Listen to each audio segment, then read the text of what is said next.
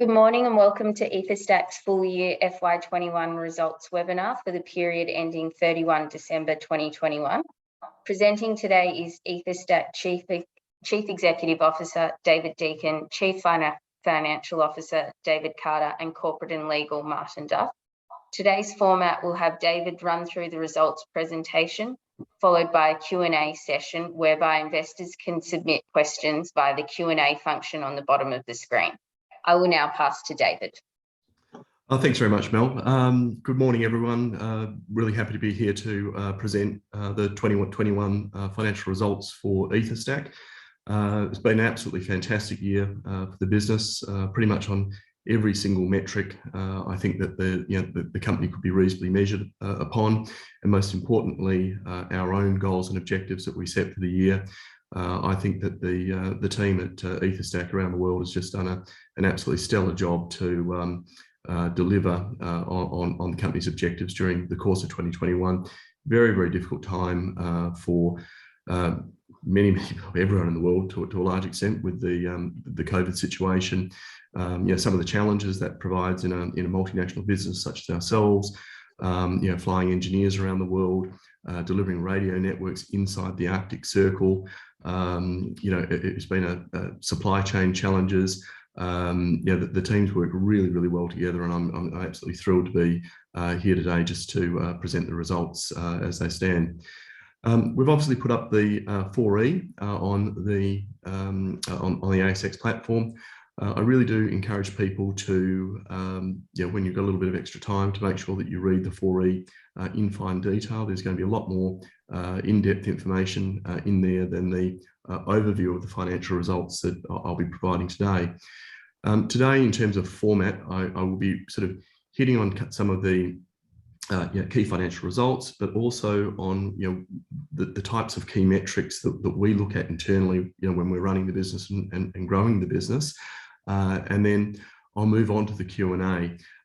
As all of you are obviously shareholders, I have a reasonable assumption that you've taken a look at our previous presentation materials, also information on the internet about the business.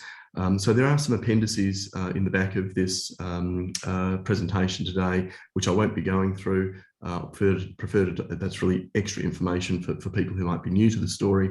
I'd prefer to get through the financial results and then really throw over to a bit of a Q&A discussion, so that I can answer any shareholder questions. So let's step through. Okay, in terms of financial highlights, fantastic growth during, and we'll discuss what was driving that growth shortly, during the full year 2021. So 81% revenue growth year on year to $8.5 million.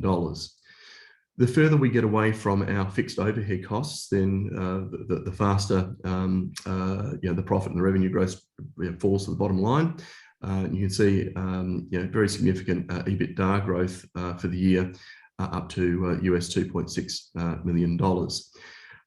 Most of those sort of figures were probably generally touched on in the fairly narrow range of guidance that we provided to the market in November or December.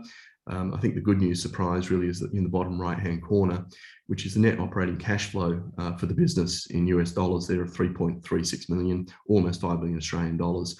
During the course of 2021, and that really is the fourth strong operating cash flow result that we've had. That's had a fantastic benefit to the business. We've been able to retire all external debt in beginning of Q4 2021. We have expanded our R&D in support of the new developments that we're doing in regards to the push talk over cellular activities that we're doing with Samsung and other telco carriers around the world.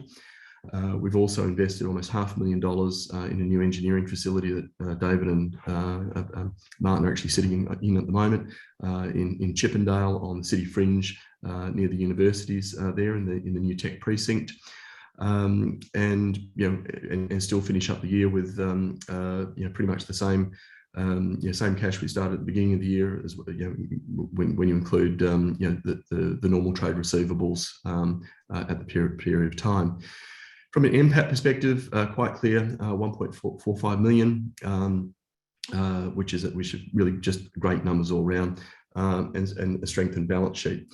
But the last one I'll refer to, because we'll come back and talk to how this is so important in terms of Etherstack's future and forward profitability, is the continual year-on-year increase in recurring support revenues for providing 24/7 support to mission-critical radio networks that we've deployed around the world over the last decade for police, fire, ambulance, security services, electric utilities, and resource companies.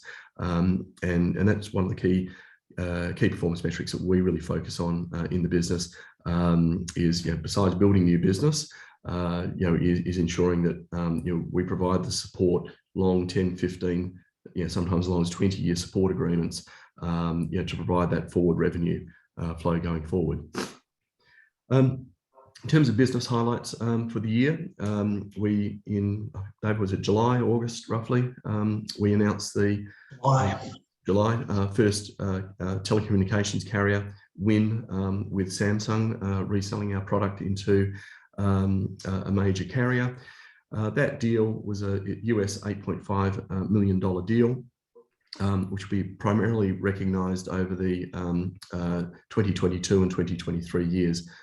So the upstep in revenue last year, only 1.2 million of it is related to the Samsung related activities last year.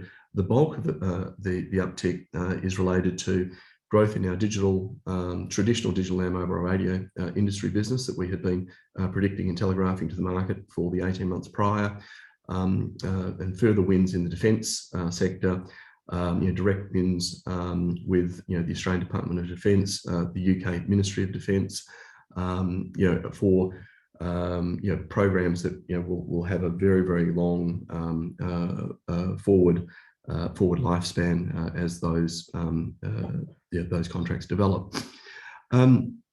Besides, when we sell a network of any type in this particular area, typically the support tails, as I mentioned, run for 10 to 15 years.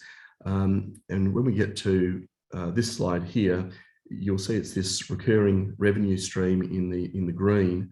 That's one of the things that we're very, very key focused on. So besides the deal with Samsung, we had our first direct contract with AT&T. AT&T is the world's largest telecommunications carrier. They're the 23rd largest company in the world by revenue. Samsung are the world's largest telecommunications equipment vendor and the world's 18th largest company in the world.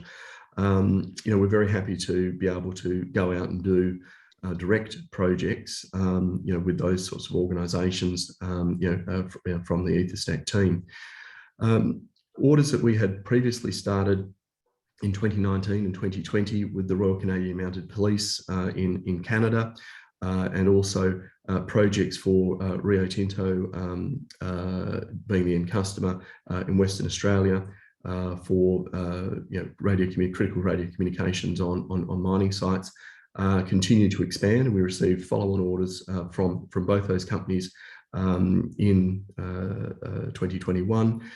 We've already received follow-on orders for resource projects in 2022, and we expect further orders from the RCMP during the course of this year.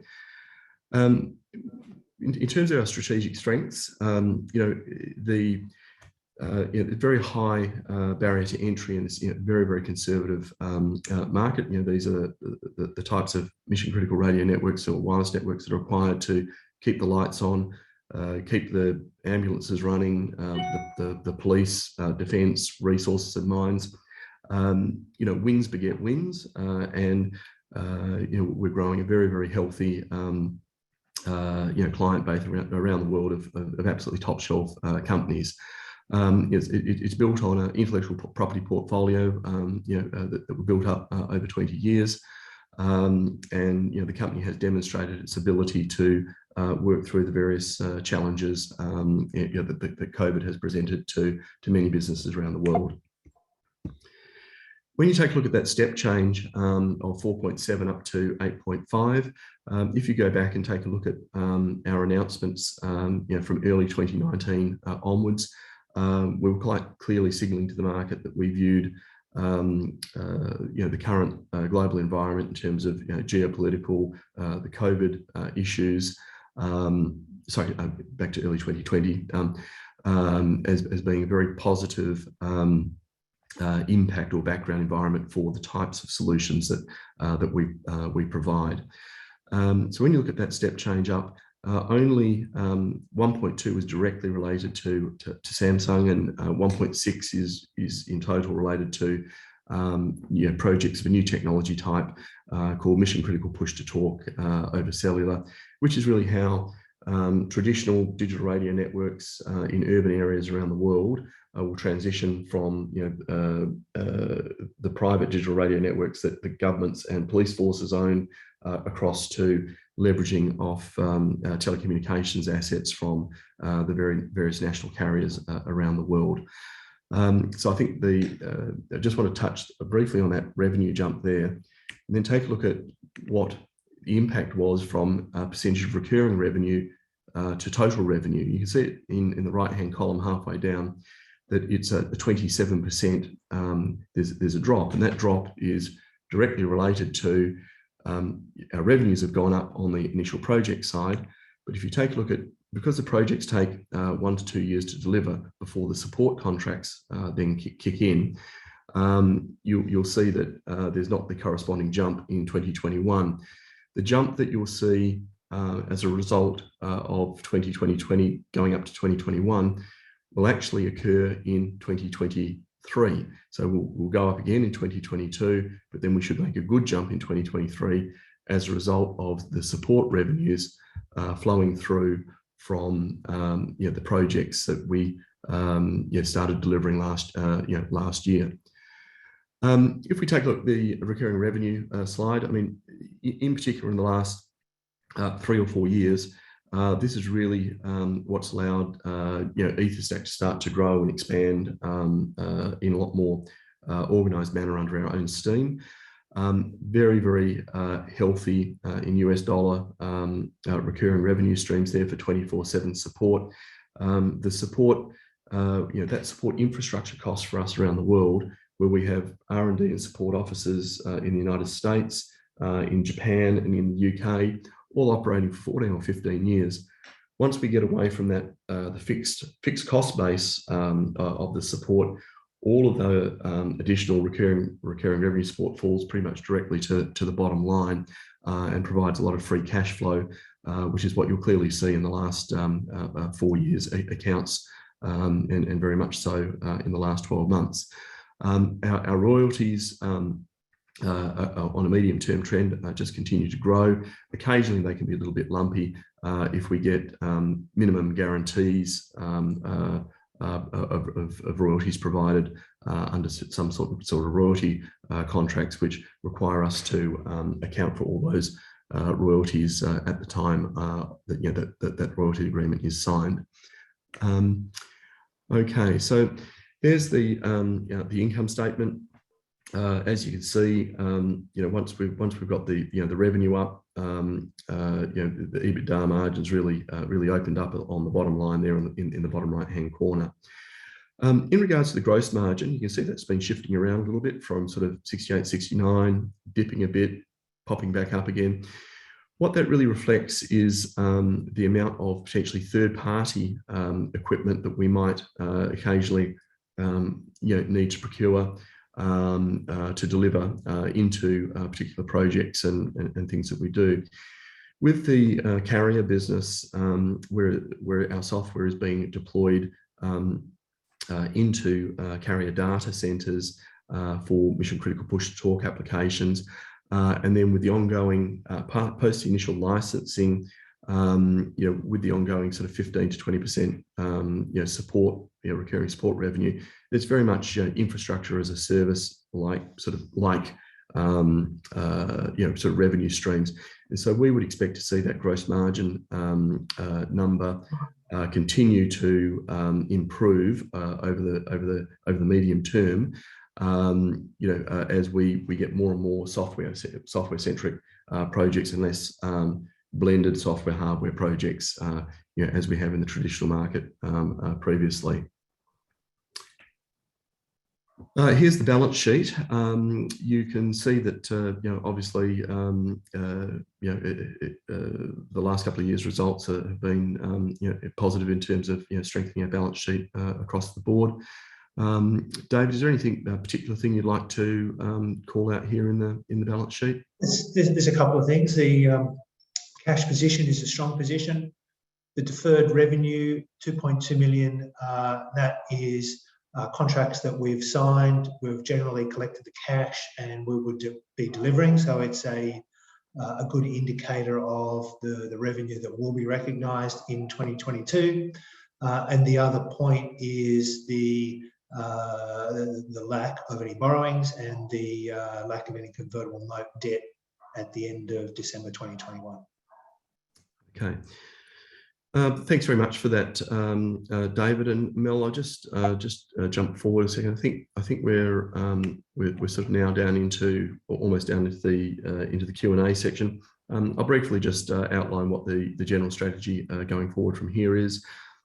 Clearly, on the cellular network side, we have been working with Samsung on other carrier pursuits to deliver our technology into carriers in North America, Europe, Asia Pac, and this is a new technology area called MCPTX or MCX, and the deployment that we're currently doing with Samsung, we believe will be the first commercial deployment of this new technology globally, and that's been developed by the 3GPP standards in terms of the standards body. So we can see tenders and requests for information from carriers and governments for this type of technology all over the world at the moment, and we have been responding to those opportunities with Samsung underway.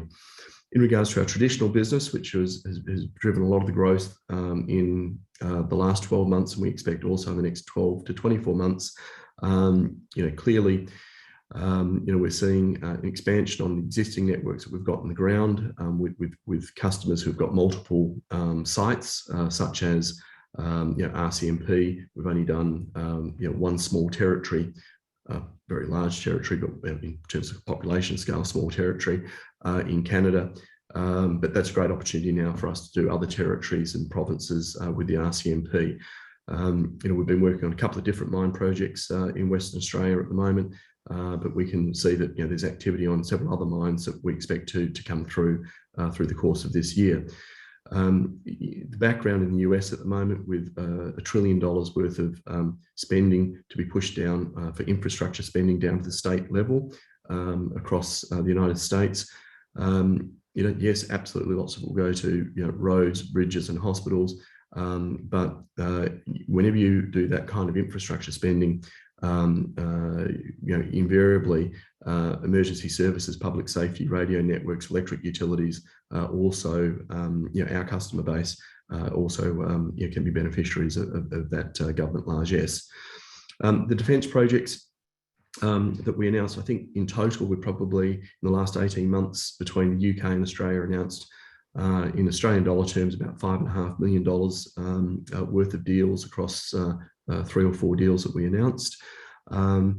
The largest one of those was a $4 million deal with Department of Defence, and our first significant direct AU DoD deal.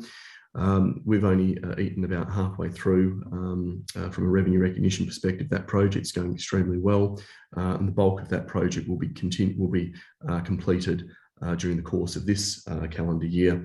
And we've provided some fairly clear guidance that we think there's good opportunities for future phases of that particular project and a new project to kick off in the near term. That's the general outlook. On the far right hand side, we've been doing push to talk over satellite for public safety pilots over the last couple of years, and it's an area, if you go back and look in old presentations 4, 5, 6 years ago, you can see we've been doing research and development in that area.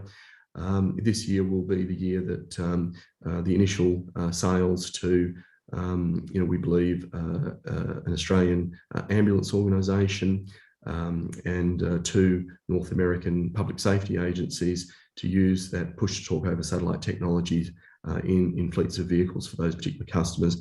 And we'll be able to give a lot more colour to the market, the shareholders, when we get those deals across, or if and when we get those deals across the line, which we expect to do so in the near term as well. So that's really sort of the the multifaceted approach that we're taking. Back to that, just sort of key KPI there. When you look at those support revenues and the fact that they just continually grow, that's because those network support revenues are very, very sticky revenues, 10, 15-year tails, as I've said before. And they only keep growing if the customers are happy with us and we're providing the sort of support for the solutions that we're delivering. So in terms of future, say banked revenue, but future revenue that we know that the business will be able to rely on going forward, we think that there's a very, very positive outlook for FY22, 23, in particular just on the project business alone, but also very, very bright outlook from a profitability perspective as those recurring revenues start to step up quite substantially in the 2023 and 2024 financial years. Mel, on that, I think Martin, is there anything else you thought that I should touch on before we hand over to Mel? No, nothing specifically. One question did come in, which sort of immediately relates to the sort of support revenue on the initial Samsung contract. Basically, in essence, what portion of the 8.5 million of the 3-year support is recognised in that 22 to 25 financial years? Sure. How should they be thinking about that? Sure. Okay. Look, we try to explain it. Obviously, I'll talk in broad terms in relation to noting contractual confidence, but I'll give a hypothetical about how these types of deals are structured. What there is typically a license component, which we typically get paid upon delivery of a license, and that's the bulk of that 8.5 million number. And then we typically earn about 15 to 20% per annum on that license fee going forward 10, 15, 20 years. In this particular contract, there is the license fee and the first 3 years of support guaranteed on that. And so, rough order of magnitude, it might be reasonable to assume that there's an approximately $6 million license fee there, of which we have recognised 1.2 million last year, and that will be delivered. The remainder will be delivered in 2022 and 2023.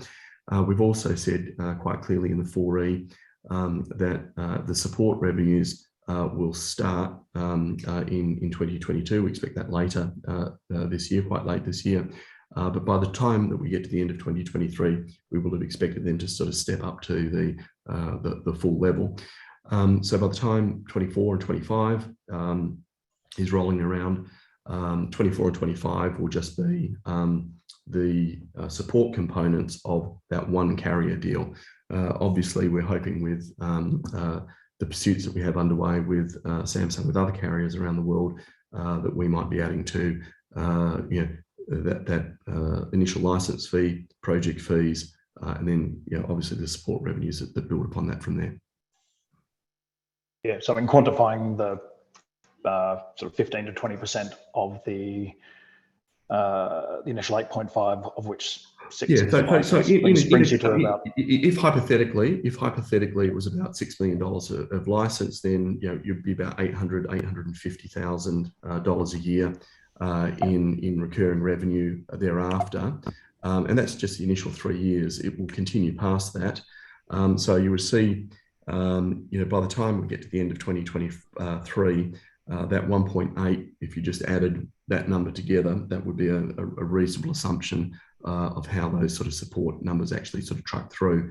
That number will grow regardless in regards to other LMR networks that we dropped in last year and during the course of this year for the 2022 number.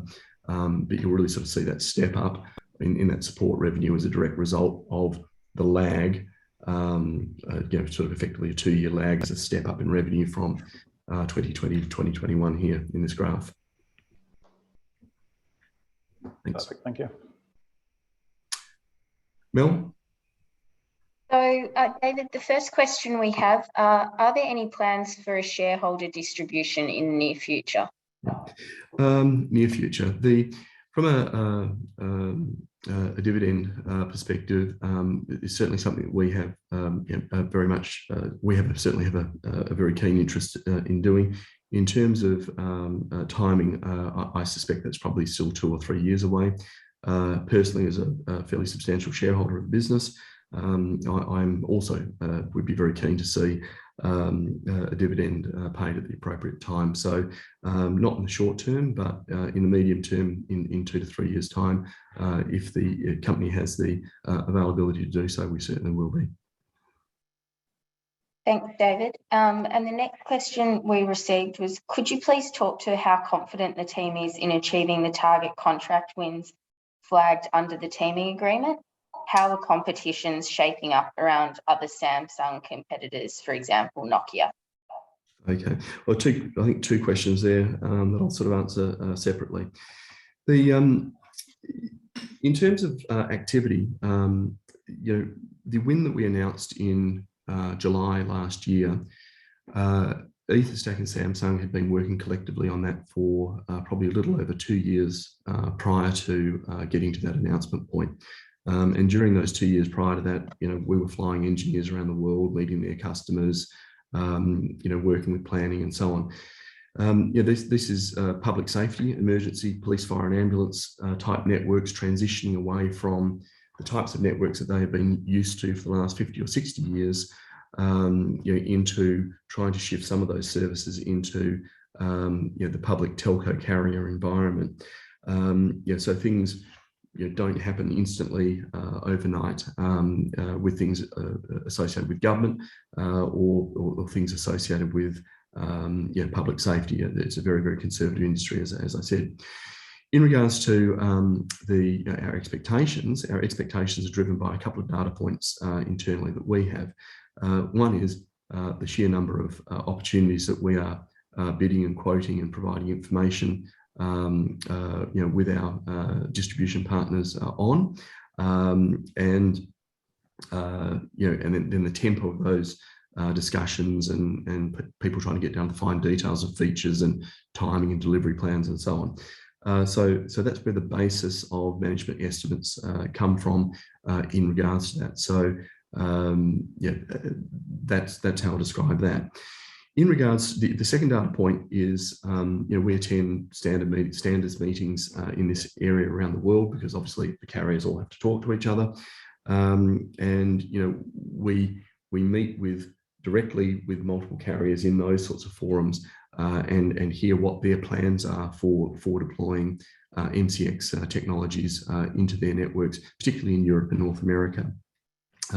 New Zealand, for example, has got a plan underway at the moment to have that technology installed in 2 or 3 years from now under a program called Next Generation Critical Comms over there. And these are things that people can go out into the Google online. In regards to Samsung's competitors, without speaking to the competitors specifically, we're extremely happy about the decision that we made to partner with Samsung. We clearly viewed that Samsung was the furthest ahead in the market for the components that they do that are essential to making the solution work. And Samsung clearly determined that we were the furthest ahead in terms of the components that we require to join them together to be able to deliver the solution. So certainly from what we have seen, we're very, very happy with how Samsung are positioned competitively. Nokia and Ericsson, great companies, but we're very, very happy with the choices that we've made at this point in time. Thanks, David. Our next question is, how should we interpret the royalty revenue trend going forward, in addition to the minimum 440,000 euros from TPL? I'll let you answer that, then I'll get to the second part. Okay.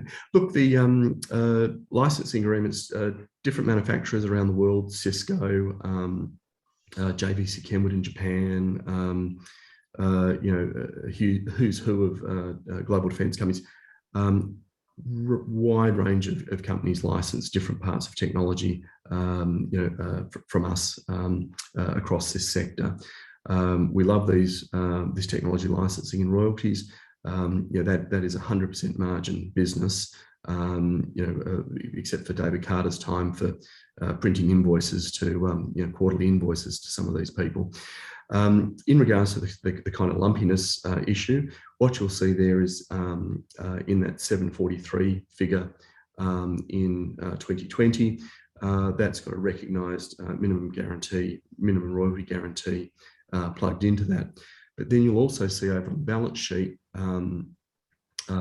deferred revenue, which is those royalties being required to be paid, and so typically they'll be paying annualized minimum royalty amounts, and that's obviously another great contributor to our underlying positive net operating cash flow. Great. And are the OEM constrained by part shortages, or are they mostly at a low part of the product launching cycle?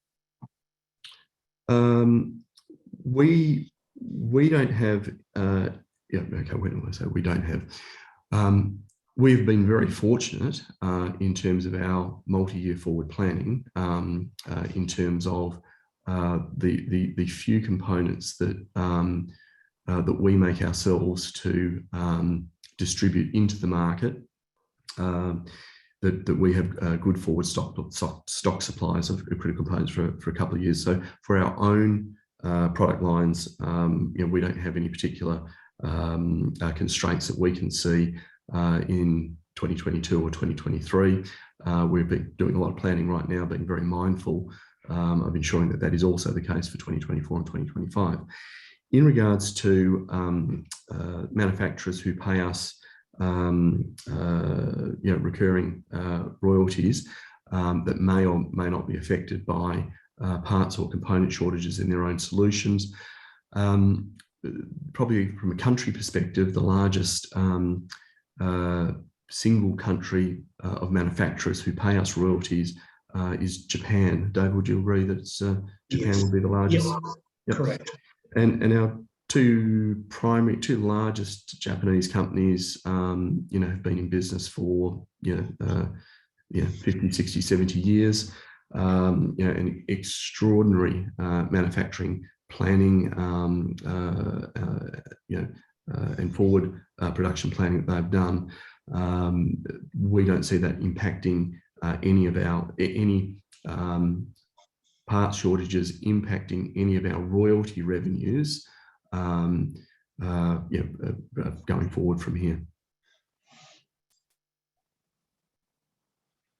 Great, thanks, David. That seems to conclude the Q&A portion of our webinar, so I'll pass back to you to finalise the webinar. Okay, well, thanks very much, Mel. Look, I really appreciate it.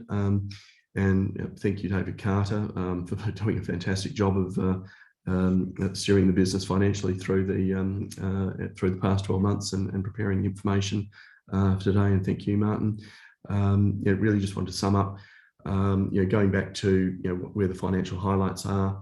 I really just struggle to see on any particular metric in the current environment, how the business could have performed much better.